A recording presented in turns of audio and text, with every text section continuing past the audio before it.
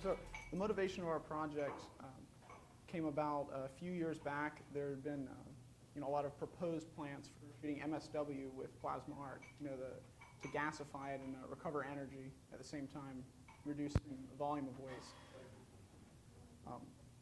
Vendors of this product have claimed that not only are you going to be able to recover that energy, but the slag that you produce would be completely inert, and it's safe to handle.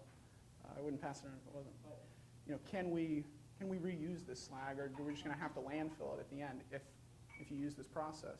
So, because of a lack of data that really gets right at the point of beneficial reuse in the United States, we decided to put together this project. So I'll start out just by giving you guys a brief description of what plasma is and how it's made, why you would even use it in the solid waste field. So it's kind of a state of matter defined almost by its energy content. So when a gas, for instance, is energized you put a lot of energy in it, you'll actually kind of form a mix of ions. And so the gas molecules or atoms will kind of become a superconductive plasma. So you would either generate it just by, or two ways that you can generate it would be by using a direct current arc or any kind of arc just directly between two electrodes, and then allowing the arc between those, whatever it's arcing through then would become your plasma. And you could also do that by radio frequency induction. So if you remember back to your circuits class or whatever you may have taken, you can use magnets to kind of create an electric current. So what you see here on the left is that process where you'd have magnets kind of around a conductive tube, basically, that you would generate the current in and pass the plasma gas through. But what you see on the right is what we have right here, which is just a direct current non-transferred arc plasma torch, which it sounds like a lot of words, but really all it means is we just create the arc between an anode and a cathode that are located within the torch itself. So inside the torch here, there's a cathode, and then right here on the end is the anode. It's copper.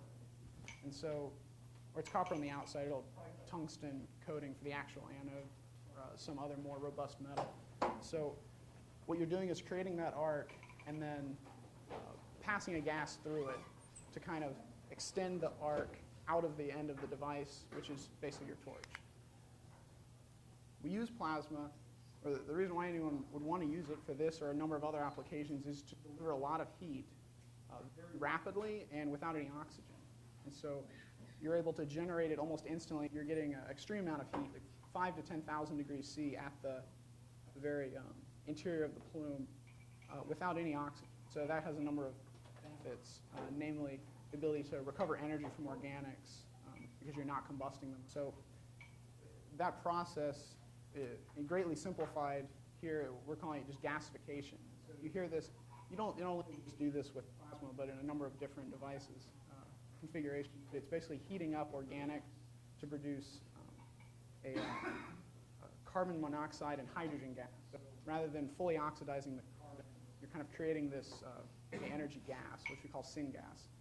And the other application for this torch, or for any high temperature process, would be vitrification. So that term kind of means to turn into a glass or a slag. And what we're seeing what you'd see in waste treatment is that metals and glass in the waste that aren't volatilized away are left. And instead of an ash, you get more of a homogeneous, what you see passing around is a slag. So this is a picture. So really briefly, this process I found for the St. Lucie County plant. I don't know if it's changed or anything, but I just wanted to use it to demonstrate how you would treat MSW with a plasma torch or any kind of plasma system. So the furnace at the bottom, I know it's small, but just imagine that the plasma is kind of contacting the waste. So it'll be gasifying through there, and the gas will be escaping through the top, or it would go through a number of heating steps, recover energy from the heat in a steam-generated heat exchanger.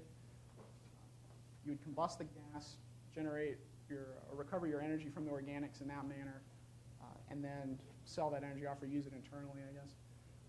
What you don't see here is what happens to the slag. So obviously coming out of the bottom of this, you have slag, maybe 5, 10%, well, depending on your waste stream, maybe 5 to 10% of your volume then would come out as slag. So that's, what can you do with it? That's a lot of what our research is going to try to address. And this kind of goes into it, you know, the number of questions and issues. I mean, if there weren't, then we wouldn't be doing research on it. There's a couple of full-scale facilities currently operating in the world, none yet in the United States for MSW treatment. Although in St. Lucie County, Florida, there will be one, I guess, in a few years. So there's other ways that you can use this type of high heat thermal treatment in the solid waste field, which would be vitrifying ashes in an attempt to reduce the leachability of metals within that ash. So you're trying to kind of create a silica matrix from the glass that would, you know, in theory, trap those heavy metals, all the metals. So, you know, that's another thing that we want to test to see, well, how well does that really work? A lot of research has gone into looking at the TCLP test of that. We want to try to take it, you know, a step further, more into the SPLP, synthetic precipitation leaching procedure, to try to get a handle on how could it be, you know, beneficially reused and not just is it hazardous or not. So I put this up there, and I'll explain it really quickly. It's just to show that there's other applications of plasma. So in this one, you see they're talking about MSW or biomass going in, but they have a gasification vessel they call in this process, but it's not really being fueled by the plasma, although it could be. But they're using plasma here for one, to what a lot of people are calling refine the syngas that comes off, so to fully convert all of those, all that carbonaceous material into carbon monoxide and hydrogen gas, and try to limit the production of things like dioxins and furans with a high heat. And then they're using it at the end to melt the ash. So you'll see a lot of plants or a lot of facilities use a plasma gas, like the one in Hurlburt Field, and they actually use a plasma torch on the gas that comes out of the top. They use just a simple electrode arc in the middle of it in the furnace to kind of do the initial gasification and melting of the waste. That's a picture of the torch that's positioned in that application. But so you can see in small, in places you need something small, something very mobile. It also has value because, especially if you segregate your waste out early and kind of grind it up, you can rapidly gasify it, and whether you want to recover that for energy or not, at least you've kind of gotten rid of it. So I say waste destruction, because obviously that's not true, but that's what people call it. So I'll get to our lab, which is located just in Black Hall. I don't know if you guys know where that is, but we'll be going there. And I guess around July of this year, we began really renovating it. It used to be basically a storage closet for one of the research groups. So we swapped rooms with them and got in there and did some work. But that's Antonio. This is pictures from during the renovation process after it was basically all stripped out. And then these are images of what it looks like now with our system in it. And I'll get into the system later, but that one is on the upper right is the process chiller, which provides the first step of cold water to our process. So from the process chiller, you get, I'll go over all this more in detail in the room, but it's just as an overview. We get chilled water from the roof, which goes into a heat exchanger, which is that cooling seat you saw with the tank on it, to provide cold water to the torch into the reactor to cool it down. The torch is a lot more delicate in that regard, because if you have the cold water for even just a few seconds, it would melt the metal body of the torch. So this one has some cooling ports on it. They don't want to fall. And you can see here they would have water.